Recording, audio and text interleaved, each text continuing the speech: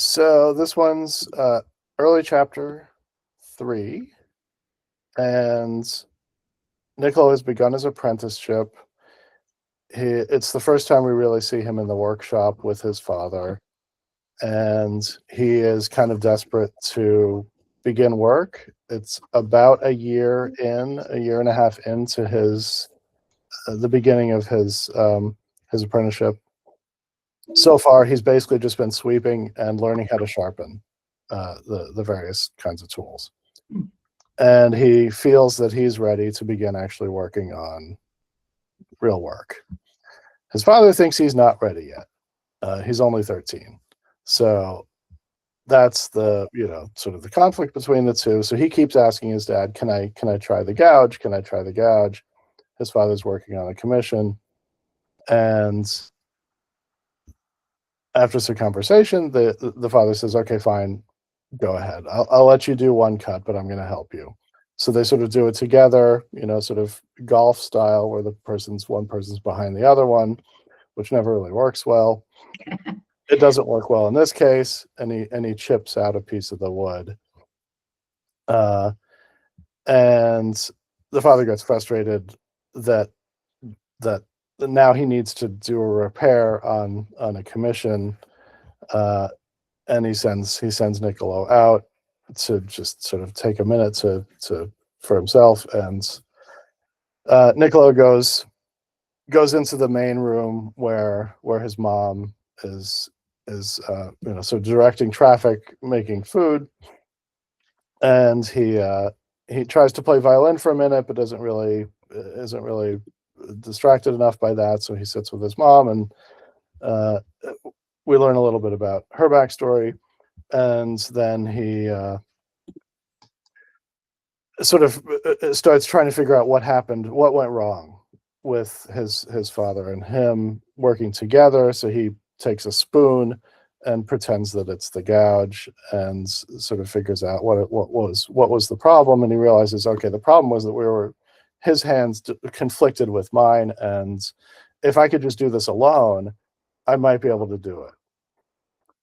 So eventually he is able to sort of find his dad in a better mood, asks him again.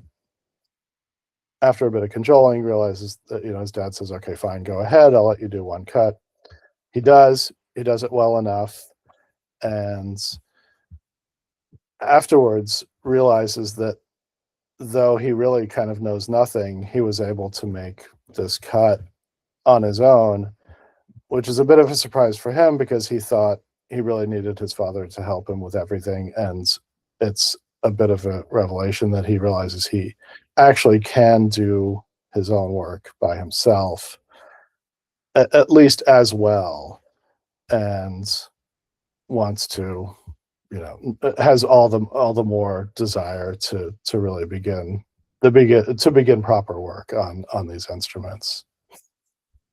Okay, great. Thank you. And Melanie, go ahead when you're ready. Yeah, so lovely as always. I don't feel like I don't even have to say that. Beautifully written. I thought this chapter did a nice job of showing his confidence in himself that I haven't seen as pronounced in other chapters, which I thought was nice. There are some very subtle things in here that I know later are important that I thought were well placed, like his very sharp ear where he hears the soup bubbling. Also, I thought it was interesting to hear a little bit of a backstory that he's learned to play the violin and he's talented at it, but his dad likes him to do that to help with sales, which is an interesting sidebar. Let me back up a second. Oh, I'm scrolling right past all my comments. Okay, so on page 7, so when the two of them are going to make a cut together, I'm following you at the beginning. the tip of the gouge bit into the wood. It was sharp, the edge pushed through.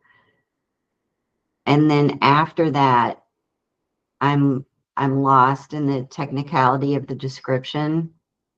I can't visualize what's happening, and I feel like it's really important to see what's happening, and it feels a little too technical for me to understand what's going on. I mean, I know what's going on, right? It was a whoops, but I can't visualize it in my mind. So I maybe see if others felt that way.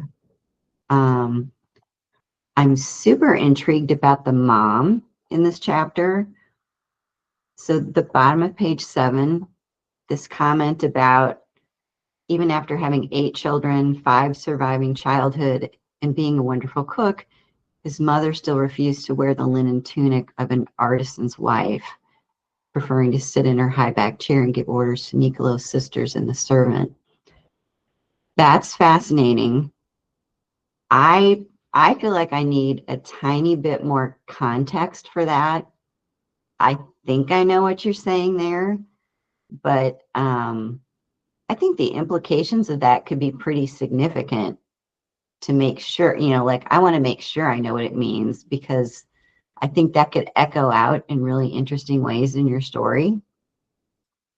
And it made me think about the end of your novel.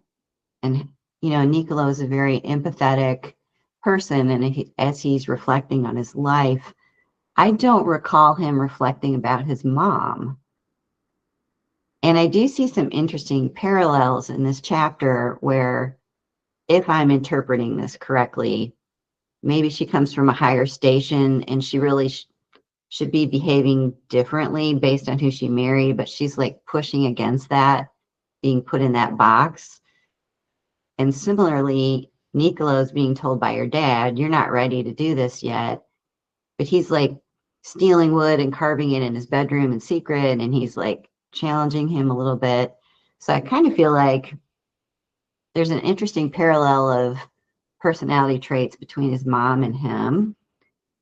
And because he's such an empathetic person, I would love for him to, if that's correct, to connect those dots, and then towards the end of the story, pay some homage to his mother for that quality, because I think that quality is what is maybe edging him to, see what he could do beyond what his dad and his grandfather did. Maybe. I don't know if I'm going too far with it, but I just think it's really interesting, for a woman who's, especially in this era, that don't have a lot of options, to kind of push against what they're being told they should be, what's expected of them. Yeah, that was really my main thing. The main thing I was curious about in this chapter was the mom and what might be possible with that. I mean, we just barely see snippets of her, and I was fascinated by her. That's really interesting. Very, very good notes on that. Thank you, Melanie. Pam, what were your thoughts?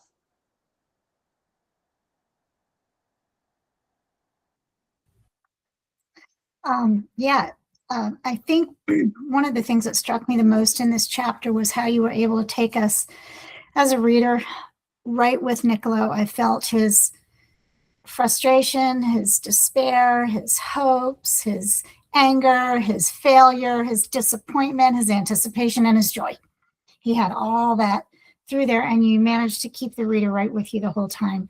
I do agree with Melanie about the mother, and I wasn't sure if she refused to wear the artisan because she thought more of herself or she thought less of herself.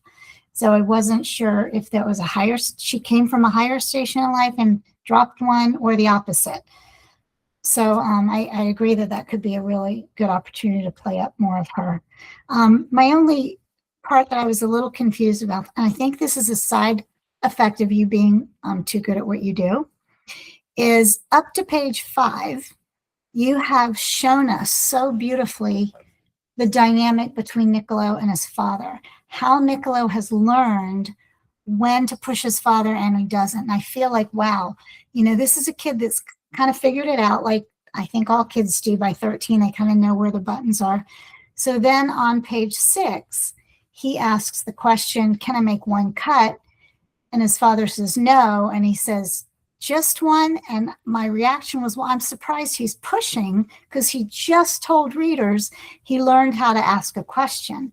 He learned how to tell the right and wrong of his tone. And yet here he goes pushing. And then when his father says no again, he is really bold, but I'm good at it. I made the scroll, even if you didn't like it. And it's written that he realizes he's reached the limit of his father's pleasant humor. But to me, it was much more than that. He was really bold. He has outright defied his father and done what he just told readers he learned not to. So I'm just wondering why he did that at this point. And I'm also surprised by his father's reaction. I thought there'd be a big blow up here. You've kind of led me to believe that. But then his father has a change of heart. And so what makes his father decide that his son is ready now, and he gives him that chance? So that scene was where I had, I think that's the only one that I really had a question on, other than mom. And I'm going to say this since we were talking about words. The only thing I caught on page 9, the last paragraph, you're talking about how it's lovely how Nicolo is imagining, he's holding the spoon, and he held the spoon as if it were the gouge and pressed it against the surface of the dining table, imagining the cut they had made on the violin belly. And it stopped me because I'm thinking of they as the spoon and the gouge. So I'm thinking, if you flip it and say, imagining the cut he and his father had made, and then in the two sentences later, where you have he and his father, you can then do the they. Because it just stopped me for a moment. But that was it. So that one scene, I wasn't sure why he pushed and why father did not have the usual reaction. Okay, great notes. Thank you so much. And Stacy. I love both of those notes from Melanie and Pam. I agree completely. Mom jumped out at me as well, piggybacking on what Melanie said. You have a line in there that where you say it seemed like their courtship was more complex than that. And I'm trying to find that, but it jumped out at me in the sense of, are we going to find that out? If so, great. It's a nice little plant, but if not, then don't put it in there. But it made me think about mom. It made me wonder if she's going to be more than just a wife and a mother, and if she's going to have more agency and more things to do. I love the analysis that Melanie had of their personality traits being so similar, and it does feel like there's an opportunity there for him to bond with her a bit in a very unique way.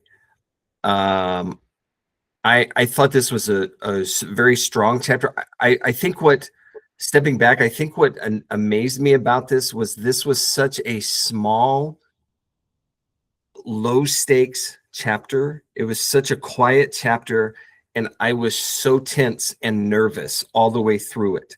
I found myself leaning in because I wanted to read as quickly as I possibly could, but I wanted to savor every little morsel. I agree with what Pam was saying about that particular scene between he and his father. That was probably the apex of my tenseness, because it was playing out differently than what Nicolo had set up for us as a reader, of what he had learned to do with his father.